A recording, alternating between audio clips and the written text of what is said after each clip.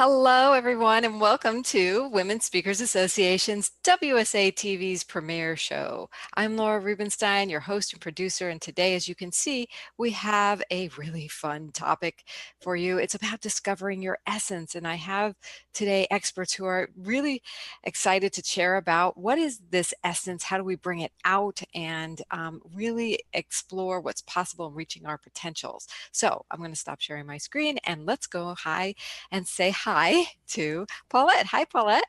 Hi, Laura. I'm Paulette Thomason, and I'm a psychotherapist, a speaker, and an author of this wonderful book, Sensuous and Sultry, Sex is for the Courageous.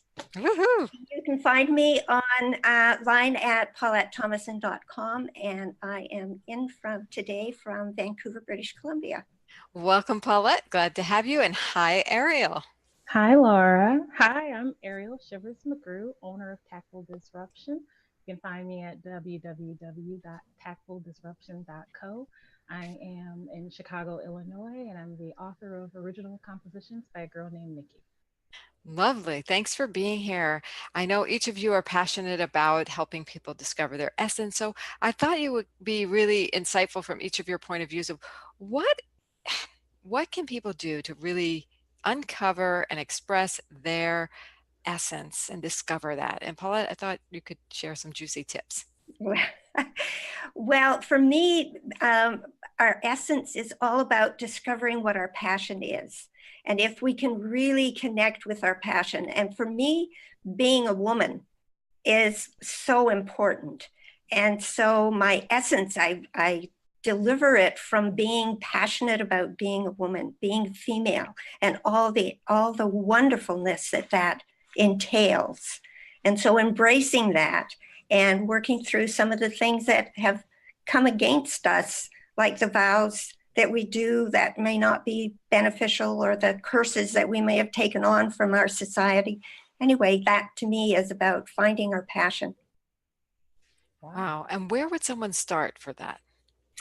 Well, I think we have to really go inside and look at what is it that I want to do? What is it that I don't like the word what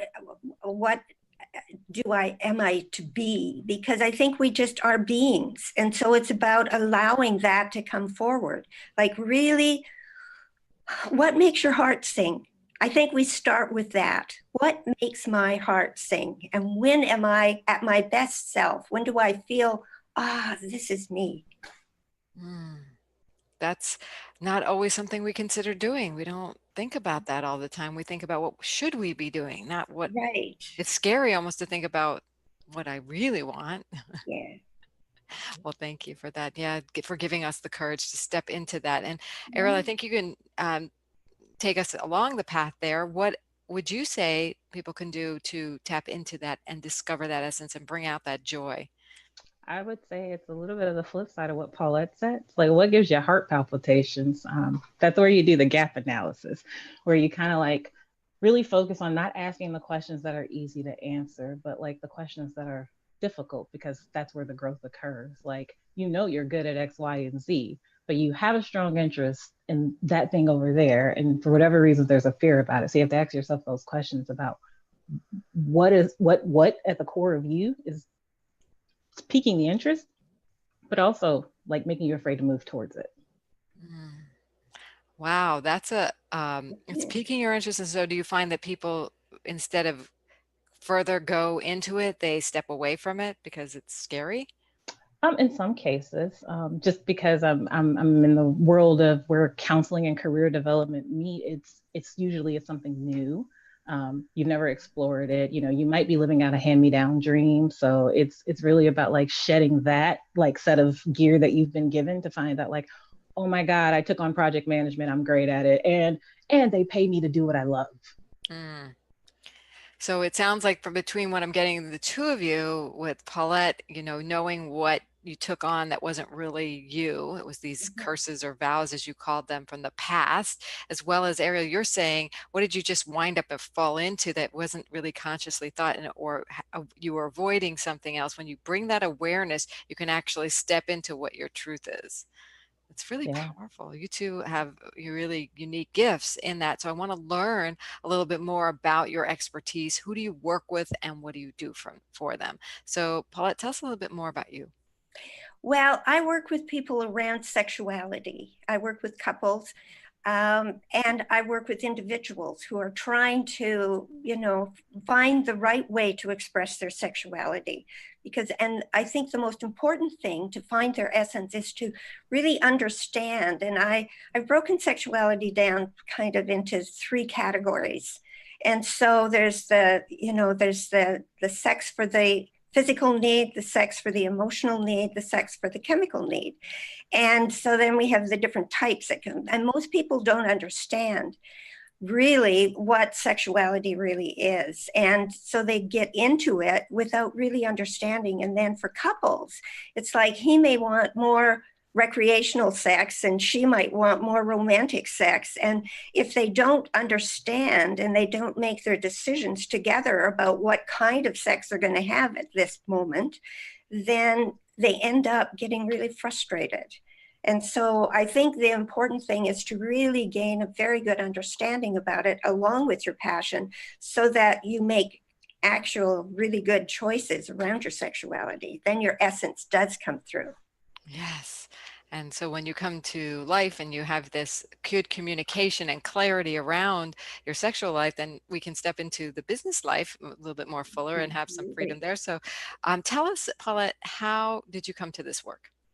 Well, I started doing a lot of counseling with people that had addictions. And so their lives were kind of really restricted, and then and a lot of their life was shut down.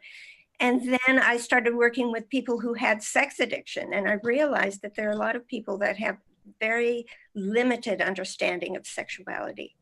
And so I branched into learning more about that. And then it just became what I do. Wonderful. Well, it's very Really valuable cool. work. Yeah, exactly. So, Ariel, let's talk about you and the Yes. expertise you have. I know both of you are counselors, so this is kind of cool. So, who do you work with, Ariel, and what do you do?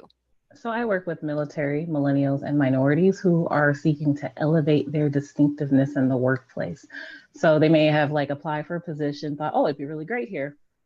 But unfortunately, diversity programs are like check the box programs. So it's entry level, there's no room for growth. So they have high distinctiveness, but they have low belongingness. Um, and really it's about like finding that like why does this make me sad, like why am I attaching so much of my identity to my workplace, and really kind of unpacking that to figure out how to best love the work that you do, but then to do the work on yourself so you're actually showing up. Wow. And how did you come to this work?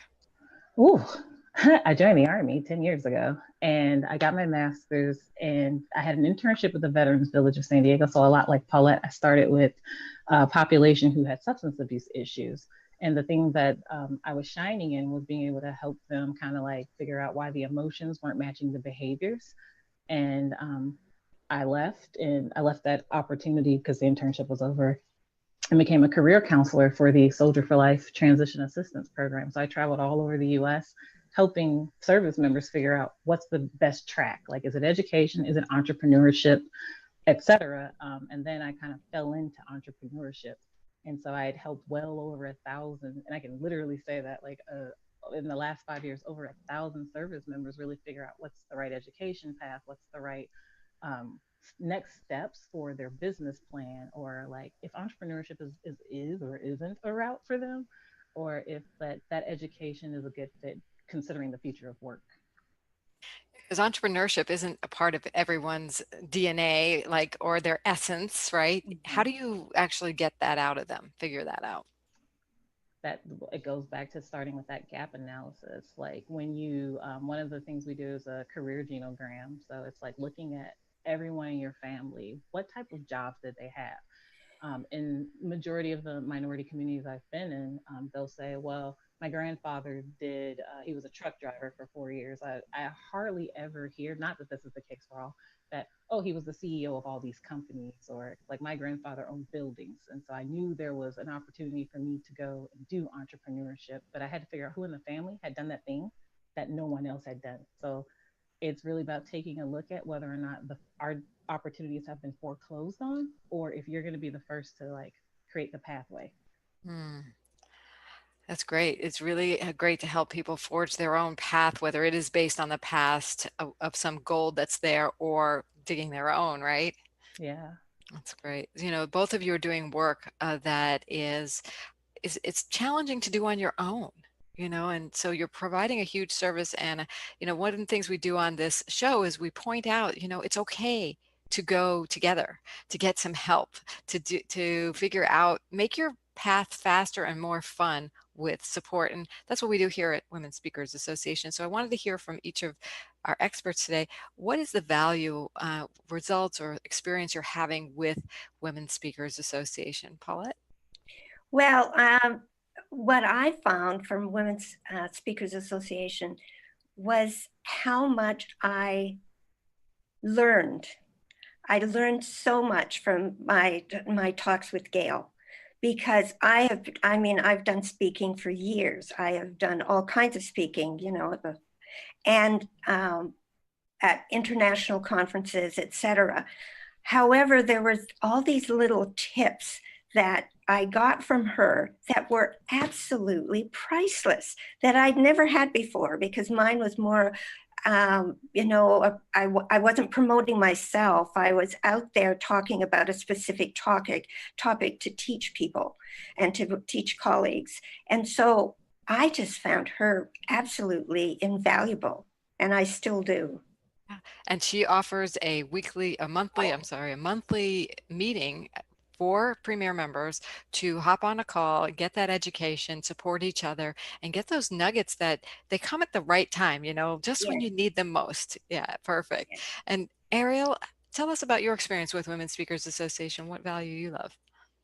I love the Facebook group. I think what the like the you could think of it and somebody does it and they're so nice and supportive and encouraging and say, "Hey, you thought about this?" And it's like, "Oh, that's great." And the reason I love this group so much, there's so many different types of tribes you can belong to, but in this tribe, it's quality, it's not quantity, and so it's a real community. So I'm really loving that part.